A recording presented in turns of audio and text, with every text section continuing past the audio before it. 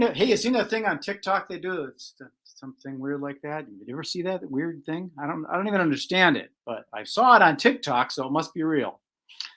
Guess what we're going to talk about today? We're going to talk about adding magic to your event. It's easier than you think. Just like most magic tricks, some people think it's really complicated, but some of them are very, very simple. And speaking of simple, I will bring on my simple friend, Mr. Steve Hart. There he is. Oh my God, blinding light. Who is it? That's right. I'm letting my light shine today. There he is. Oh, it is. I thought I was going through some kind of spiritual experience. You were. An enlightenment. We are. We are. Or I thought maybe I was dying or something. Don't go into the light. You don't have to die to do that. No, you just got to do some magic mushrooms. You don't even have to do that. I know, it's just a matter of connecting. I just reading an article this morning about magic mushrooms because I got one of those Google alerts set up for the word magic, and stuff pops in, and they're finding out that there's some therapeutic. I agree. That is one way of connecting to the other side, but it's a bit radical, I might say. Radical in the experiential. I'm not saying that psychedelic drugs are, let's say, dangerous. Maybe I don't know. I'm not an expert at it, so I don't know. No. I only did just a little bit of psilocybin when I was young, and that little bit was enough to go, whoa, I don't want to do more of that. That's right. The accelerated enlightenment. We got to be careful there. Hey, we got our friend Frank Togas here. Hope you're feeling well, Frank. I know you've been going through some stuff here, but he's a fellow magi here in Minneapolis, Minnesota. Oh, good morning to him. Yeah, sure. So here's what we're going to talk about. I think I brought that little graphic up here. Yes, you did. I want to see how that's going to unfold. Well, I think that when people add magic to an event, and you see the word used, it was a magical event. But I don't think event planners in general realize how simple it is to actually add something that will be very impactful magically. And what I wrote in our little commentary, I remember a Cirque de Soleil event that affected me because I knew they were using that video bit mapping to create a mountain into all of a sudden a waterfall that went down onto the floor of Target Center, and it looked like there were ships going through the ground or through the water, and they were awake. But I knew that these ships just were on casters, and they were kind of just going through there, but it looked real. Create that illusion. Well, it's a little bit more than that. Yeah. Yeah, I know a little bit about theatrics. But I mean, some of that stuff can be done like, as an example, if a event planner wanted to magically produce their guest of honor, they could do it in something elaborate, or they could do something, that thing with the fabric and the poles, and you just whip around, and all of a sudden, poof, there's the CEO magically appeared. I did that years ago. Let me just say this. It all, for the event planner, it really starts here in your mind and using your imagination. And then once you come up with an idea, then you have to go to a professional, in my opinion, to figure out how it is you're going to do that, or how it is you can apply that. Because I've had both good experiences and bad experiences in doing that for major events, and there's nothing wrong with that. I mean, it's working through it, but don't wait till the last minute. That's one thing. I've had people do that to me, and then also, know your limitations. You can't make an elephant appear on the stage if you don't have an elephant. and there are some things you can do that can be very magical. Now, the magic here again is not just visually at your event, but it's also in the wording that you use to promote your event. I would really encourage event planners to choose wisely the words they're using to market their events. Not only a title, but a subtitle and a description. And plant with a seed within people's minds. So when they are coming to the event, their expectations are going to be open to experiencing the magic. Sure. That has a lot to do with it right there.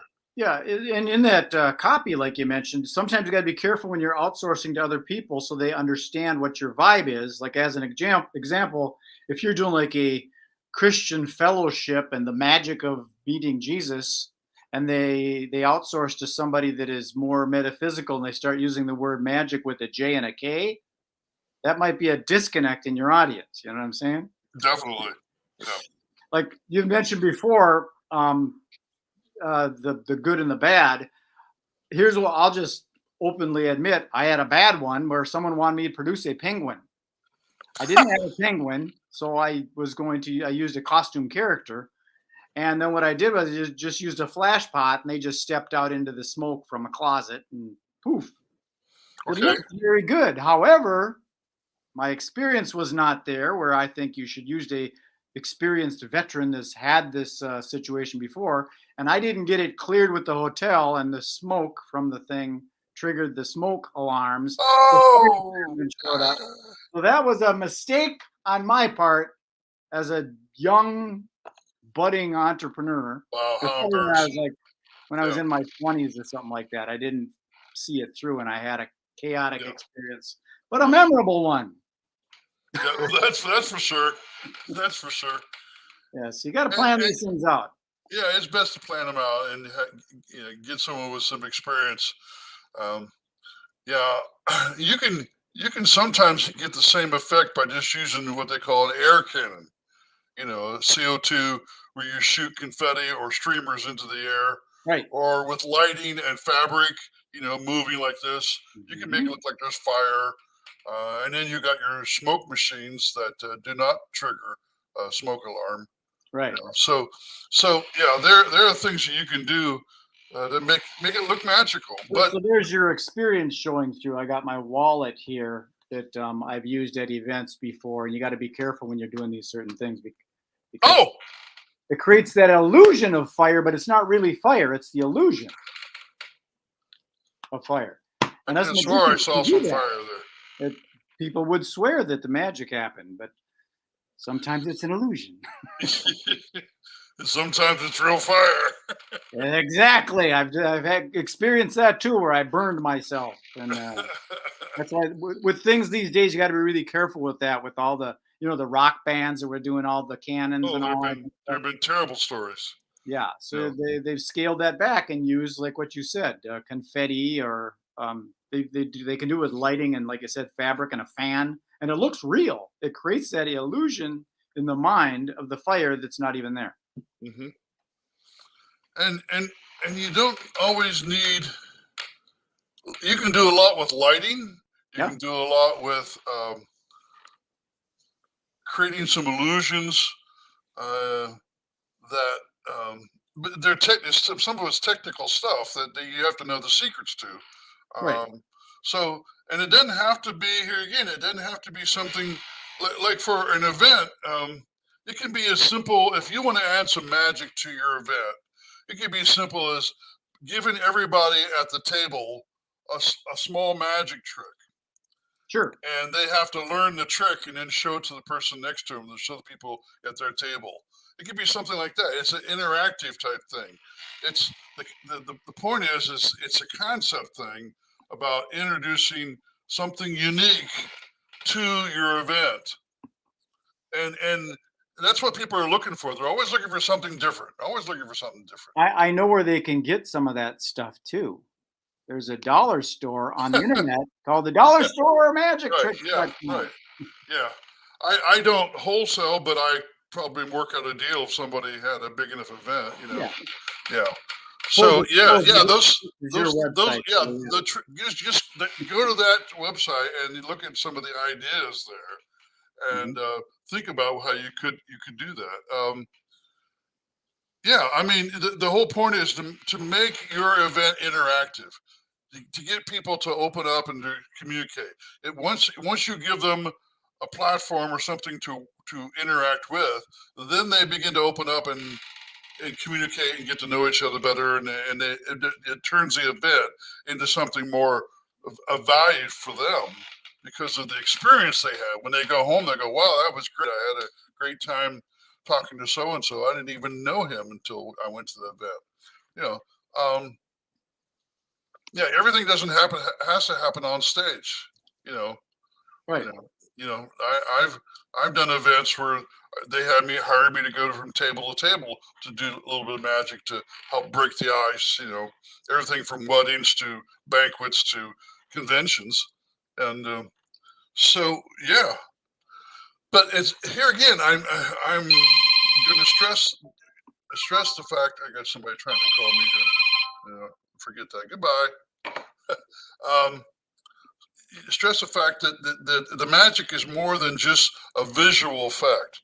It's a mental image that you create, and you could here again. You begin with words, and here again, sometimes it helps to talk to someone who's had some experience in learning how to write copy, the words you would use in your marketing and in your brochure, things like that. Yeah, like going to that other product that we use, the Magic Marketing Tool. Oh yeah.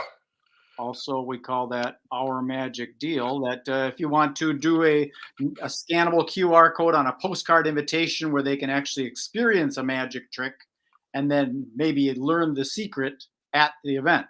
Well, and you're right, but getting them to go to first thing, getting the card in their hand, getting the marketing in their hand, and then the second thing is getting them to want to look at the video, whatever visual your QR code is going to take them to. So because you have to put something on that card that is going to hook them. You only got maybe 30 seconds when they put that card in their hand. 30 seconds are going to hold that card in. Keep it or throw it. And that's right. Then they have to decide if they're going to keep it or if they're going to toss it in the trash. But the point is, you have a good percentage of people who are probably not going to throw it away because they, I'll look at that later on, and maybe they will, maybe they won't. The point I'm making is to put something on that card to make them want to feel as though they got to look at that. And quite often, we as humans, we respond to the fact that if I don't do that, I may be missing out on something. Like there's going to be a depravity, you're going to be deprived of something. Yeah, they call that FOMO. Huh? FOMO. You explain that. You never heard that acronym, FOMO? Fear of missing out? Oh, yeah, right. There you go. I never heard that acronym. Yeah. That's what it is. Yeah, fear of missing out. And so you create that, well, in the event space, if someone is like, if they're a member of a organization like the Minnesota Pork Producers, and they're doing their annual convention, they're kind of expecting to get that card. So if that logo is on there, you and a guest are invited to this year's convention. There's that natural connection there. So they might hang on to it a little. Should I go to the convention or do I have to go to my daughter's wedding? Got to make that decision. Use a coin. So the question is, what can you put on that postcard, that marketing piece that's going to tip them over to the point where I need to go. I need to be a part of that. Exactly. What is it you can put in there? And the more unique we can be about doing that, and the most magical way of doing that is going to be most effective. It takes some work. It takes some mental energy and opening your mind to be creative enough to find the words, to find the concepts, and to put them on paper or put them in your digital information or at your event, and hiring somebody to help you. That's really important. It is very important that all those little elements where a person might leave the path or leave the funnel are taken into consideration. Like, as an example, this morning I was looking at a bunch of Minneapolis ad agencies. And I was thinking, okay, all these ad agencies, they know all about this digital marketing and everything. On the bottom, they've got their social media things, and you look at their Twitter account, and they've got like 80 people, and they're following them. Are they really that? Granted, they might be working for some big company that doesn't care about social media, but it puts a mental thing as, are they all that? If they can't get 30 people following on Twitter? Well, it's interesting that you were smart enough to go look at that. A lot of people don't go that far, you know. So yeah, right. You know, and just because you claim, I have to admit, you know, in years past, I had several people who claimed to be marketing experts, and it was just an idea for them. You know, it was a desire to be that expert. They really weren't an expert in that field. They didn't have a track record. You know, Mhm. and you're probably going to pay for it when you find someone who has the ability to really do that for you. Really? But that will make the difference. That could make you or break you in your event. You know, having someone who is qualified and an expert and has a track record that's proven that they can help you make that event magical. You know, But have you ever, being the an entertainer in the event world, have you ever heard of Biz Bash? no. That is an agency that their claim to fame, so to speak, was the events they promote are 100% digitally promoted. They don't do anything in the physical world. It's all digital. That was way back when, but that would be a thing that if Biz Bash is the big ta-da and it's 100% digital, they must know what they're doing. I hope so. Do they provide any kind of guarantee? They actually did a very big, what is it? David Adler, I think, is the guy that started that whole ta-da. It's pretty recognizable in the event space, the special event And space. and the thing about digital is being able to track the activity. You know, that's important. Yeah, and what do they call that? The KPIs, key performance indicators, Okay.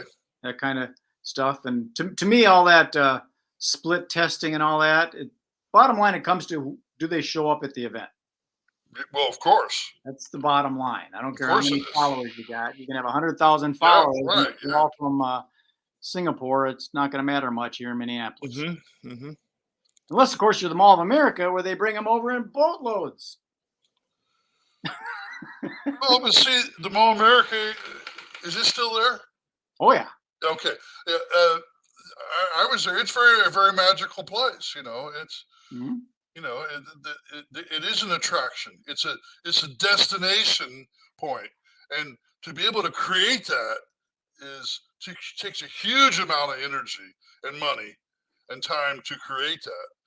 And so, if you're going to do that for your event, you still have to put in a lot of energy and time and thought. You just can't go out there and throw it out there and say, "Okay, I'm having this event." You know, you can do that, but when they're going to get the people to come, you Yeah. know, Yes. If a magician does a show at a special event and no one's there to see it, did he really do magic? that's a good analogy, right? Yeah, right. Yeah. Speaking of the Mall of America and magic, I think there's a new thing there, an experience. It's about optical illusions. It's an attraction that you go in there and you experience all these optical illusions. That's I great. think that's at the mall right here. Yeah, yeah, yeah. That's great. Well, cool. We've gone for 18 minutes. Is there anything else you'd like to bring up, my friend?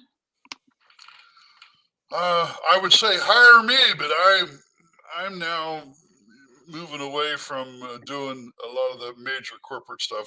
I'll refer you to somebody else, you know, who. It depends on what it is. I bet if it was a lot of fun, you'd come over and MC a big the Yeah, Minnesota Magic Festival. yeah, right, yeah, yeah. That's true. I don't.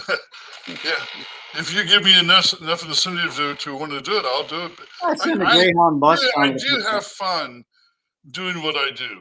I do, and I've learned to be dependable and flexible, and that's important. You know, you can hire some people that got an attitude and they really can muck things up for you. You know, so Well, I'd love to come and create something magical and resurrect this right here, the Magic Lounge here in the Twin Cities. I think you should.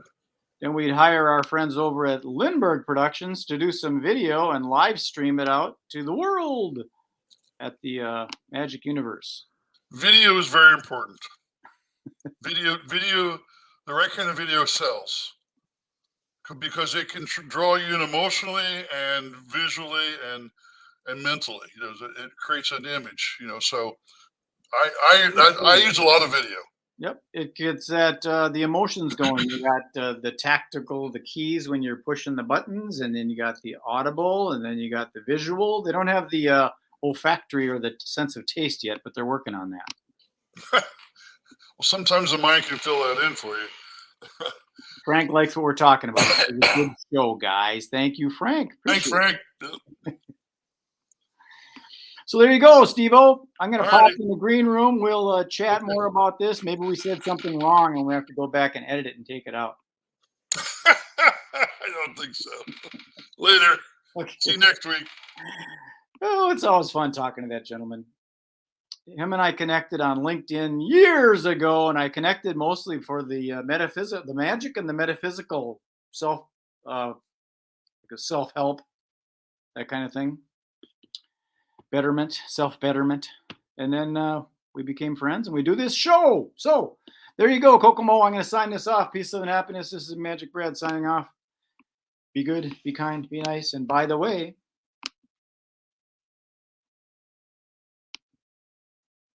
you can do it. See you later. Bye.